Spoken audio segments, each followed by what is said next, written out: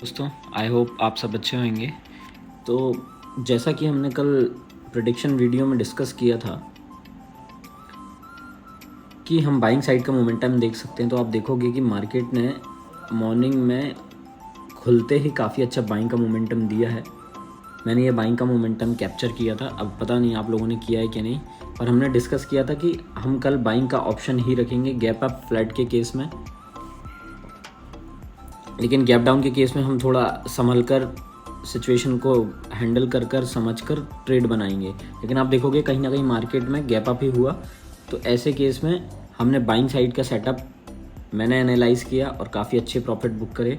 पर उसके बाद आप देखोगे कहीं ना कहीं मार्केट में एक सडन सेलिंग आ गई।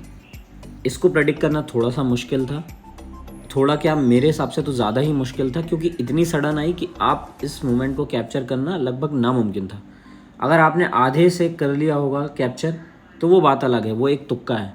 लेकिन आप जोन के हिसाब से, रेजिस्टेंस या सपोर्ट के हिसाब से आप ट्रेड बनाना चाहोगे तो ये ट्रेड बनाना लगभग नामुमकिन है, क्योंकि इतना सडन मार्केट गिरा कि इसको कैप्चर करना लगभग नामुमकिन ही है। उसके बाद आप देखोगे कहीं ना कहीं मार्केट थोड़ा सा साइडवेज हो गया है, थोड़ा ऊपर नीचे ट्रेड करके आखिर मार्केट जहाँ बंद हुआ है वो है 51,390 के करीब। तो अब कल के लिए हम मार्केट में क्या कर सकते हैं, आइए समझते हैं। बैंक निफ्टी की बात करें तो आप देखोगे कि ऊपर भी सेलर्स बैठे हैं, कहीं ना कहीं आप देखोगे यहाँ पे भी सेलर्स बैठे हैं, और यहाँ जहाँ मार्केट बंद हुआ है यहाँ पे भी कहीं ना कहीं सेलर्स बैठे होंगे। ये क्यों बैठे होंगे? क्योंकि मार्केट में इतनी सेलिंग आई है तो उन्हें ये लग रहा होगा कि कल भी सेलिंग ही आएगी, इसलिए वो मार्केट में सेल करके बैठे हैं।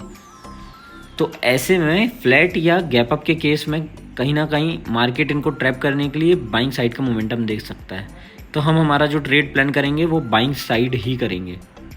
और रही बात गैप डाउन की, तो गैप डाउन के केस में हम थोड़ा सा मार्केट में वेट करके अपनी पोजीशन बनाएंगे मार्केट के सिचुएशन के अकॉर्डिंग। 52,040 और 52,510 कहीं ना कहीं हमारे लिए रेजिस्टेंस हो सकते हैं। 51,140 और 50,850 कहीं ना कहीं हमारे लिए सपोर्ट की तरह काम करेंगे।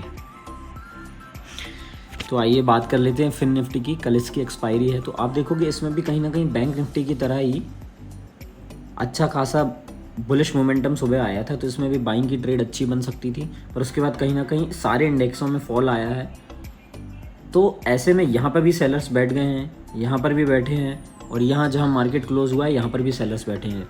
तो इसमें भी हम फ्लैट या गैप अप के केस में कहीं ना कहीं बाइंग साइड के मोमेंटम को प्लान कर सकते हैं। पर गैप डाउन के केस में हम कुछ नहीं कह सकते, ऐसे में हमें थोड़ा वेट करके प्लान करना पड़ेगा, क्योंकि कल इसमें एक्सपायरी भी है। तो कहीं ना कहीं नीचे के बायर्स को ट्रैप करने के लिए अगर मार्केट नीचे रेड कैंडल देता है तो उसके बाद कहीं ना कहीं बेरिश हो सकता है। तो इसमें थोड़ा सा रुक कर हम अपनी ट्रेड को एग्जीक्यूट करेंगे। 23,760 और 23,540 कहीं ना कहीं हमारे लिए रेजिस्टेंस की तरह काम करेंगे। तो आइए बात कर लेते हैं निफ्टी की। निफ्टी में आप देखोगे कि मार्केट में सुबह खुलते ही थोड़ी सेलिंग का प्रेशर आ रहा था, वो इसलिए क्योंकि रिलायंस थोड़ा नीचे जा रहा था, पर कहीं ना कहीं निफ्टी ने उसके बाद अच्छा खासा बाइंग का मोमेंटम दिया, तो इसमें भी ट्रेड बनाया जा सकता था। पर बाकी इंडेक्स की तरह इसमें भी काफ़ी अच्छा फॉल देखने मिला है। तो ऐसे में यहाँ पर काफ़ी सेलर्स बैठे हुए हैं, तो इनको ट्रैप करने के लिए फ्लैट या गैप अप के केस में हम कहीं ना कहीं बाइंग साइड का मोमेंटम बना सकते हैं। ऐसे में बाइंग साइड का ट्रेड प्लान कर सकते हैं, और गैप डाउन के केस में हमें थोड़ा वेट करके एनालाइज करके ट्रेड बनानी पड़ेगी। 24,960 और 25,100 कहीं ना कहीं हमारे लिए रेजिस्टेंस की तरह काम करेंगे।